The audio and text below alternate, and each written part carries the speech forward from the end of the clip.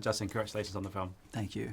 We have a lot of time to talk about this movie, so we'll get into the movie first. But one of the things that we always talk about is cinema beginnings.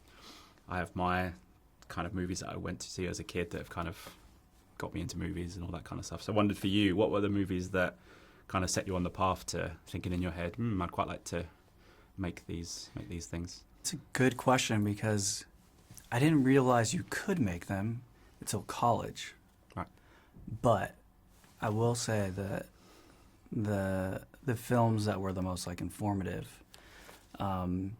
were like Predator, Terminator 2. What? Just like your smile, you're so excited. I almost wore my Terminator 2 t-shirt today. But yeah. So that would have been a good talking point. It's my favourite film of all time, by the way. Right? Yeah. I mean, that film's fucking incredible. And yeah, because my father loved violent films. And so, yeah, like if you look at the VHS breakdown from like my childhood, it's like pretty much those all the violence, Die Hard, whatever, and then it's like Back to the Future, Land Before Time. And that's kind of my like, baseline of like American blockbuster, violent, rated R stuff. And then I kind of go on about life, minding my business, and making dumb shit just with myself, with no intent of like, I'm going to do this, but I was like making stupid shit. Like I made like The Real World. It's probably the greatest thing I've ever made, to be honest. I made like The Real World Cats with me and my 3 cats. Nice. And I just had floating head interviews. I was picking fights with them. It was like pretty good, I must say. But I didn't know like that was a job. It was just like passing time.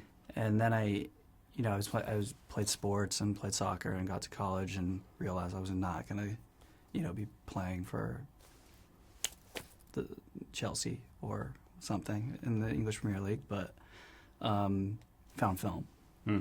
And yeah, it was a hard call because I was like a busy econ major just because my parents were like, you should do that.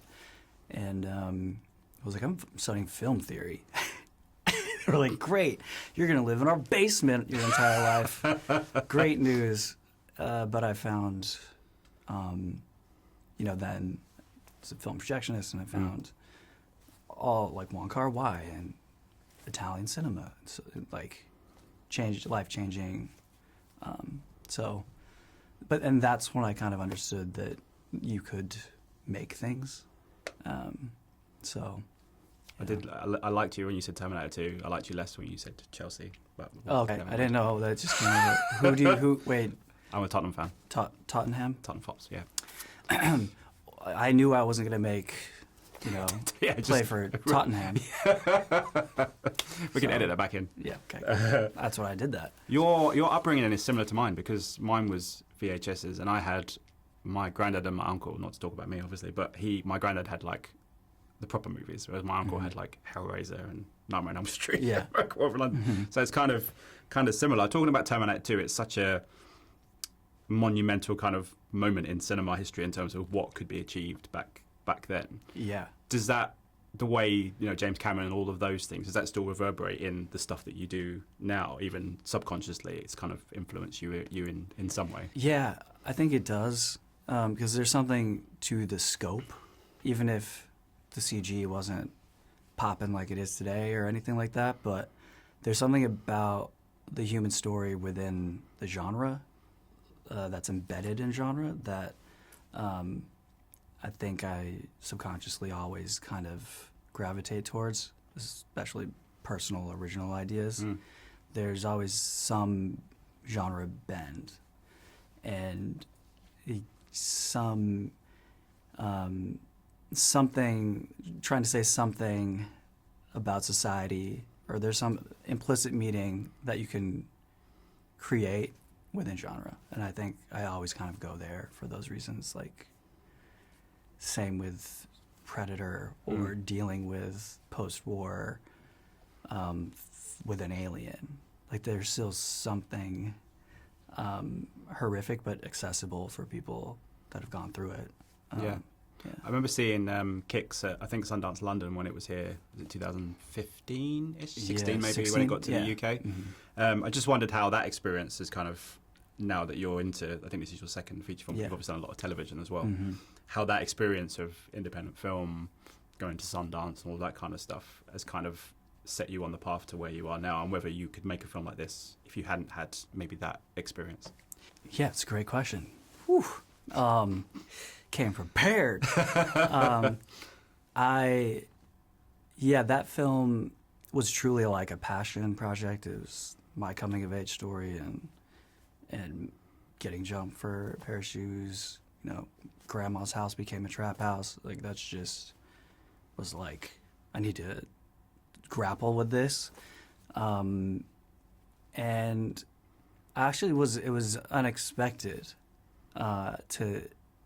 I don't know, I didn't expect it to like get out there and to bring me around and resonate the way it did in some spaces.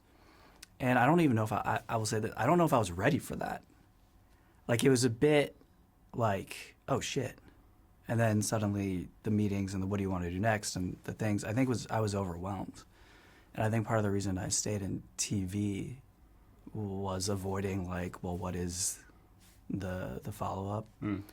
Well, there's other reasons I stayed in TV. The other thing that had happened was the first job in television that I got was on The Chi, and it was like, obviously I was like in debt, broke, student loans, going to AFI, and they were like, "You're gonna pay me what to direct like for like 3 weeks?"